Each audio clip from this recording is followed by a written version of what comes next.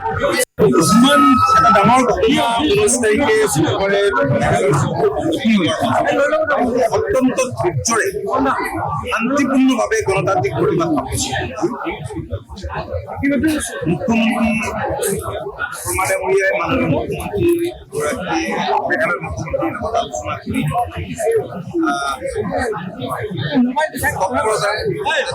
পুনৰ এনে ঘটনাৰ পুনৰাবৃত্তি নহয়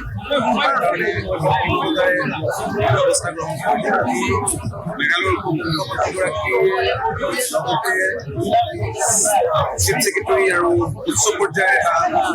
প্ৰতিনিধি দলৰ লগত আমি আলোচনা কৰি গুৱাহাটীত আমি আছিলোঁ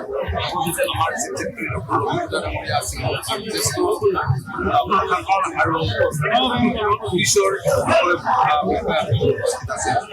তাত আমি সিদ্ধান্ত গ্ৰহণ কৰিছোঁ মেঘালয় চৰকাৰে 19 তাৰিখে যি ঘটনা সংঘটিত হ'ল সেই ঘটনাত তেওঁলোকে প্ৰকাশ কৰিছে আৰু তেওঁলোকে কথা দিছে যে যিবিলাক কাল্পিত পোনপটীয়াভাৱে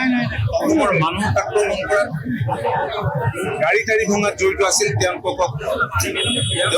বিৰুদ্ধে কঠোৰ ব্যৱস্থা গ্ৰহণ কৰিব আইনী ব্যৱস্থা এই আশ্বাস আমাক দিছে আৰু ভৱিষ্যতে যাতে এনে ঘটনা সংঘটিত নহয় তাৰ বাবে বহুখিনি সিদ্ধান্ত আজি গ্ৰহণ কৰা হৈছে যিখিনি মই এতিয়া আজি সিদ্ধান্তখিনি অলপ আগতে কণ্টেক্ট আগত প্ৰকাশ কৰি দিলোঁ আৰু 48 ঘণ্টাৰ ভিতৰত তাত আবদ্ধ হৈ পৰা মানুহখিনি নিৰাপদে এস্কৰ্ট কৰি তেওঁলোকে উলিয়াই দিয়াৰ দায়িত্ব গ্ৰহণ কৰিছে যিখিনি ক্ষয় ক্ষতি হৈছে সেই কথাবোৰ আমি পাতিছোঁ আৰু ভৱিষ্যতৰ দিনত যাতে এনে ঘটনা পুনৰাবৃত্তি নহয় তাৰ কাৰণে এখন জইণ্ট কমিটিও ফৰ্ম কৰা হৈছে দুগৰাকী IGP আমাৰ অসমৰ IGP SP আৰু মেঘালয়ৰ IGP ল এণ্ড অৰ্ডাৰ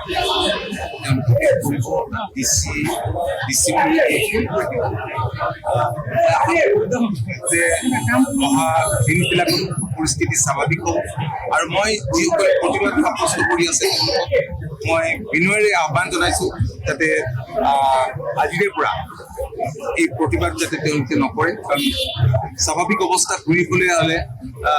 সকলোৰে সহযোগিতা লাগিব গতিকে আমি ইয়াত প্ৰতিবাদ কৰি থাকিলে তেওঁলোকেও বেলেগ বেলেগ ধৰণে প্ৰতিবাদ কৰিব আমি শান্তিপূৰ্ণভাৱে কৰিছোঁ তাত বা কি হয় যোৱা সময়ছোৱাৰ অভিজ্ঞতা এইটো বেলেগেই